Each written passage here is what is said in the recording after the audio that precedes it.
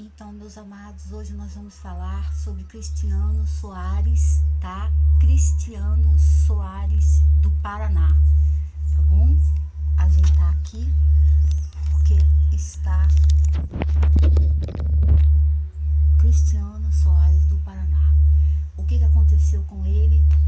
Eu não sinto vivo, sinto que houve algum tipo de venda, tá bom? Eu não sinto ele vivo. Então nós vamos falar sobre essa situação do Daniel, tá? Voltando um pouco, Nabucodonosor, 665 a.C. e a criação da Babilônia. Babilônia foi criada, né?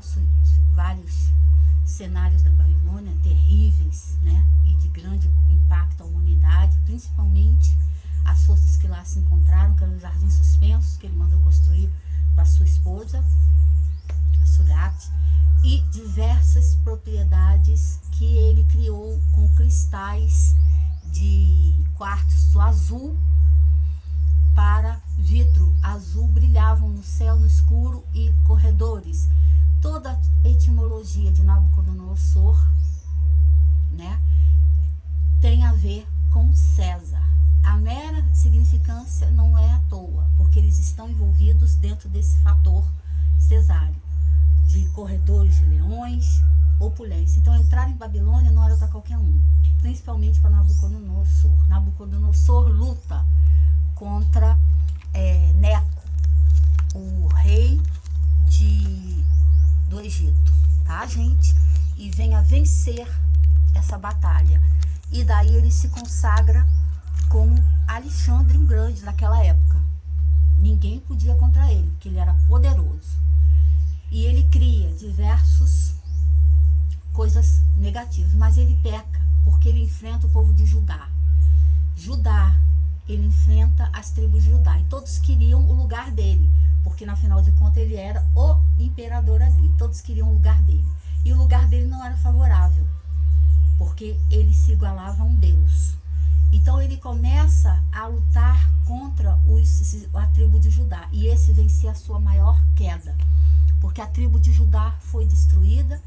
Sadraque, Meseque e Abednego foram presos na fornalha, e aí começa o primeiro sonho, que o primeiro sonho dizia que ele teria, que ele seria praticamente, que ele estava com a cabeça de ouro, os pés de barro, o peito de bronze e as coxas de bronze, e os pés de barro que se deteriorariam, ou seja, o império dele iria cair.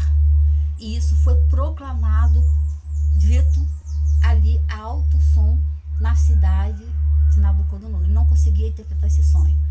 E existia um homem que era Daniel.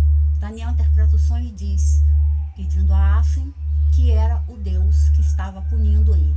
Imediatamente ele começa a meditar. E teve o segundo sonho, que ele era uma árvore, após ele prender Zedraque, né?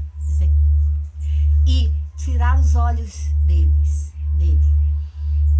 do povo de Judá, e prender os jovens da terra de Judá, e destruir os templos, saquear os templos de Salomão, destruir e profanar todo o tesouro de Salomão. E ali nós sabemos que tem os anjos guardiões, tanto do céu quanto da terra.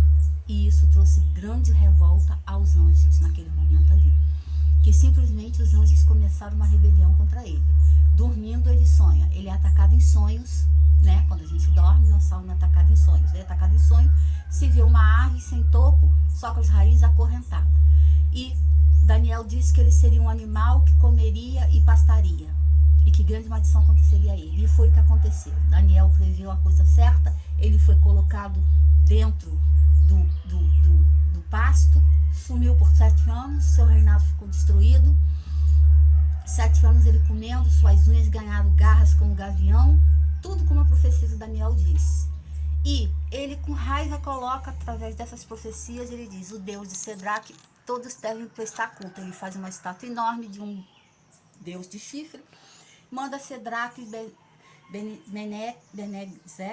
Cedraque, Meleque, Menezeque prestar culto a eles, mas eles não fazem isso.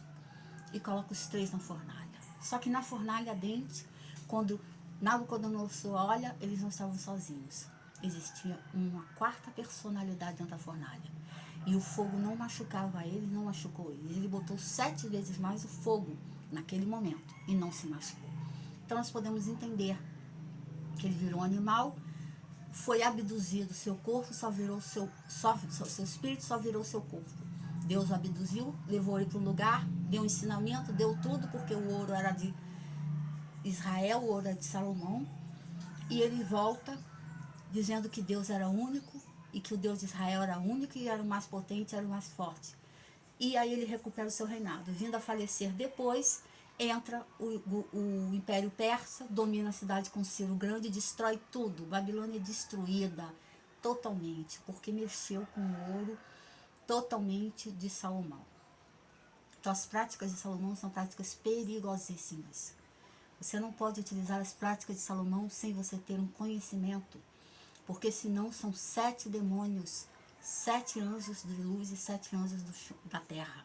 E os anjos nem sempre eles serão condescendentes se você estiver no caminho errado, porque o anjo sai e deixa a pessoa ali para articular o que tem que articular, tá bom?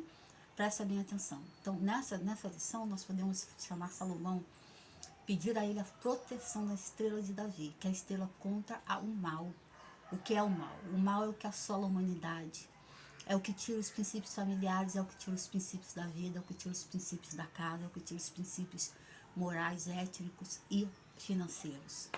Então, quando essas coisas acontecem sem a vontade de Deus, sem a presença de Deus, há esse tipo de situação. Não importa quanto tempo dure, não importa quantos anos sejam, as coisas vão se derrubar. Os tempos vão cair e todos vão cair, tá bom? Não tenham medo com relação a isso. As práticas, estou vendo aqui se está já, as práticas são essas. Então você coloca a estrela de Davi dentro de um oratório, onde você faz o seu menorá, acenda as velas, 4 velas para Salomão, e peça aos anjos de Salomão proteção. Só peça coisas boas, só peça aos anjos de Salomão, que não Torá não tem denominação. Os anjos na Salmo 93, lê o Salmo 93, peça a Salomão. Se quiser os cânticos de Salomão, leia e peça a proteção dos anjos de Salomão. Qualquer coisa acima disso, diferente disso, é magia obscura e o preceito será outro. Não é esse preceito, tá? Então, peça vidência, peça saúde, peça proteção. Sempre ora as estrelas de Davi, coloque o sal, coloque o azeite, coloque o pão, coloque o trigo e coloque o leite. E peça a Salomão essas forças todas que você necessita nesse momento. É um preceito fortíssimo para tirar toda a maldição do seu caminho, tirar todos os pensamentos ruins. Estrela de Davi no peito, estrela de Davi na testa, tá, gente? Para ter proteção, intuição e sabedoria para lidar contra as forças negativas. Não indo, não produzindo coisas ruins, não se misturando, não fazendo coisas que não se deve ser feito. Então, estrela de Davi é para iniciação. A estrela de Davi é para você poder alcançar grandes movimentações. Está aqui para serviço da humanidade. Assim como salvou Sadraque, Meseque e Abednego na fornalha, vai salvar todas as pessoas que estão no preceito de Salomão, tá bom? Shalom, shalom. Fiquem conosco aqui.